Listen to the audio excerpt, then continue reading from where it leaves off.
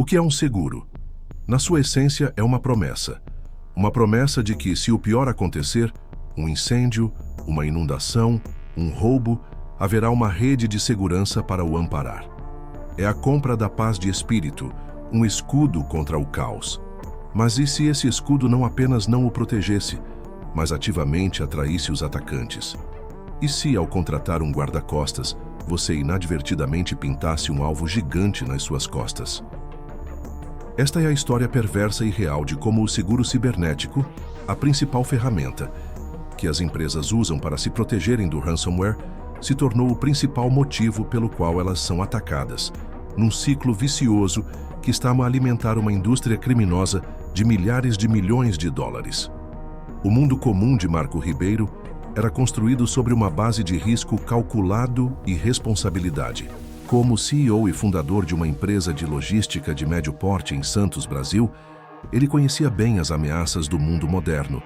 Ele lidava com a volatilidade dos preços dos combustíveis, com a complexidade da regulamentação aduaneira e com a concorrência feroz.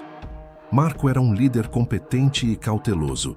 Ele não era um especialista em tecnologia, mas era inteligente o suficiente para saber o que não sabia.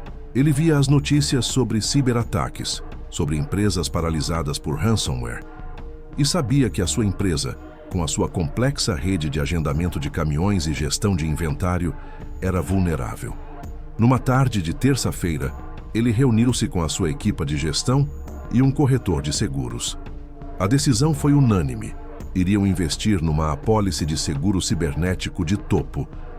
O corretor apresentou os benefícios: cobertura para perdas de negócio, custos de recuperação de dados e, o mais importante, acesso a uma equipa de negociadores profissionais e fundos para pagar um resgate, caso o impensável acontecesse. Ao assinar o contrato e pagar o prêmio avultado, Marco sentiu um peso a sair dos seus ombros. Ele havia feito a coisa certa. Ele havia comprado a sua rede de segurança, o seu escudo. O seu mundo comum era agora um estado de segurança percebida. A crença de que, mesmo que o desastre digital acontecesse, ele estaria preparado. A luta desigual começou não com um alarme estridente, mas com uma lentidão subtil. Na segunda-feira seguinte, os sistemas da empresa começaram a ficar lentos. Um despachante de caminhões ligou a dizer que não conseguia aceder ao sistema de agendamento. Um funcionário do armazém relatou que os leitores de inventário não estavam a funcionar. A princípio, parecia um problema de TI de rotina. Mas então a primeira nota de resgate apareceu no ecrã de um computador no departamento financeiro. E depois noutro. E noutro. Em poucos minutos, todos os ecrãs da empresa exibiam a mesma mensagem fria e anônima, com o logótipo de uma conhecida gangue de ransomware como um serviço, RAS. Os seus dados estavam encriptados. As suas operações estavam paralisadas. A jornada de Marco nas 48 horas seguintes foi uma descida ao inferno corporativo. A sua empresa, uma máquina de logística afinada, estava morta na água. Caminhões estavam parados nos portos, incapazes de carregar ou descarregar. Os clientes estavam furiosos. A empresa estava a sangrar milhões por dia. Foi então que ele descobriu a verdadeira natureza do ataque. A equipa forense inicial, contratada através da sua seguradora, descobriu que os hackers estavam dentro da sua rede há semanas. Eles provavelmente compraram o acesso inicial a um ex-corretor de acesso inicial, IAB. Um criminoso especializado em vender portas abertas para redes corporativas. Uma vez dentro, os hackers não atacaram imediatamente. Eles realizaram um reconhecimento paciente e meticuloso. Moveram-se lateralmente pela rede, evitando a detecção, mapeando os servidores mais críticos. E, crucialmente, eles procuraram por algo específico. Eles não estavam apenas à procura de dados de clientes ou segredos comerciais. Eles estavam à caça de ficheiros com nomes como Apolice Cibersegurança.pdf ou Termos Seguro 2023.docx e encontraram. Eles descobriram o nome da seguradora de Marco, os limites de cobertura da sua apólice e até mesmo os contactos da equipa de resposta a incidentes. Só então, Armados com a certeza de que a sua vítima tinha a capacidade e a propensão para pagar, é que eles executaram o golpe final. Uma exfiltração de dados massiva, seguida pela encriptação de toda a rede. Aqui, a análise psicológica da situação de Marco é a chave para entender a perversidade deste modelo de crime. Ele estava a viver o pesadelo de qualquer CEO. O peso da empresa que ele construiu, dos empregos de centenas de funcionários, estava sobre os seus ombros. A pressão era imensa. Ele iniciou o processo de negociação com os hackers, comunicado através de um chat anônimo. Os criminosos eram frios, profissionais e bem informados. Eles sabiam exatamente quanto pedir, um valor ligeiramente abaixo do limite da sua apólice de seguro. Eles não eram hackers caóticos, eram homens de negócios a fechar um negócio. Psicologicamente, Marco sentia-se encurralado. A sua equipe de TI disse-lhe que levaria semanas, talvez meses, para reconstruir os sistemas a partir do zero, se é que era possível. A sua seguradora e os negociadores que eles forneceram, embora profissionais, pareciam inclinados para a solução mais rápida e economicamente viável: pagar o resgate. Marco estava preso numa armadilha lógica. Ele havia pago por uma apólice para exatamente esta situação. E agora, a situação o estava a forçar a usar a apólice. A decisão de pagar parecia não apenas a melhor opção, mas a única. O que ele ainda não sabia era que a própria apólice era a razão pela qual ele estava naquela sala de tortura digital. O clímax da história foi a negociação e o pagamento. Por 72 horas de angústia, Marco e a equipe de negociadores trocaram mensagens com os hackers. Cada mensagem era um exercício de guerra psicológica. Os hackers enviavam amostras dos dados roubados para provar que os tinham, aumentando a pressão.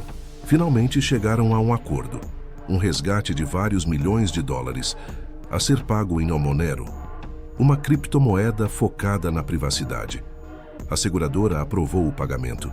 O clímax foi o momento em que Marco teve que autorizar a transferência. Imagine o clique do rato enviando uma fortuna para criminosos anônimos, com a esperança de que eles cumprissem a sua palavra. O ponto de viragem, no entanto, não foi a recepção da chave de desencriptação, que, para seu alívio, chegou horas depois. O verdadeiro ponto de virada, o momento que transformou esta crise de um desastre financeiro num profundo trauma de traição, veio uma semana depois. A empresa estava lentamente a voltar ao normal. Marco estava sentado no seu escritório a ler o relatório forense completo da violação preparado pelos peritos contratados pela seguradora. Ele esperava ler sobre falhas técnicas, sobre um patch de software em falta. Em vez disso, ele leu uma frase que fez o seu sangue gelar. O relatório afirmava com um alto grau de certeza que os atacantes haviam demonstrado um padrão de comportamento observado em grupos de ransomware modernos. Eles procuraram e exfiltraram ativamente os documentos da apólice de seguro antes de decidirem lançar o ataque em grande escala. Naquele momento, Marco entendeu. Ele não foi um alvo aleatório. Ele não foi vítima de azar. Ele foi caçado. A sua decisão prudente de comprar um seguro, o ato responsável de proteger a sua empresa, foi o que colocou um sinal de neon sobre a sua rede, a gritar para o submundo do crime: esta empresa é um alvo lucrativo. Eles podem pagar. Ataquem aqui. Psicologicamente, foi como descobrir que o colete à prova de balas que você comprou emitia um sinal que atraía os atiradores. A sensação não era de alívio por ter sobrevivido, mas de uma profunda e amarga sensação de ter sido enganado por todo o sistema. As consequências desta nova estratégia de hacking são vastas e estão a remodelar a indústria de cibersegurança e de seguros. O legado desta história encaixa-se perfeitamente no arquétipo da vitória vazia. Marco recuperou os seus dados. A sua empresa sobreviveu.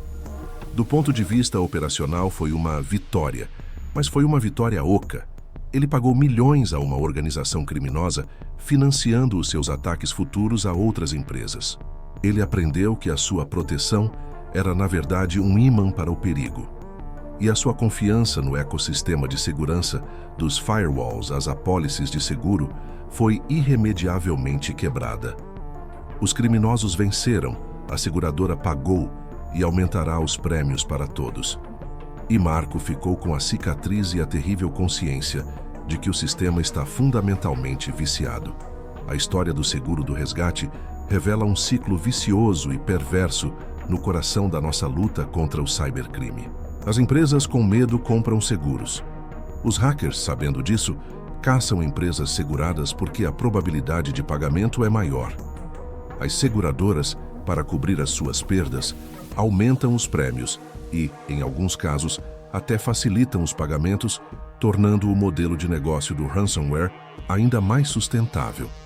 É um ciclo que se autoalimenta, onde cada parte, agindo no seu próprio interesse racional, contribui para piorar o problema geral. Esta jornada pela mente de um CEO encurralado mostra-nos que, no complexo teatro da cyberguerra moderna, as soluções mais óbvias podem ter consequências não intencionais e perigosas.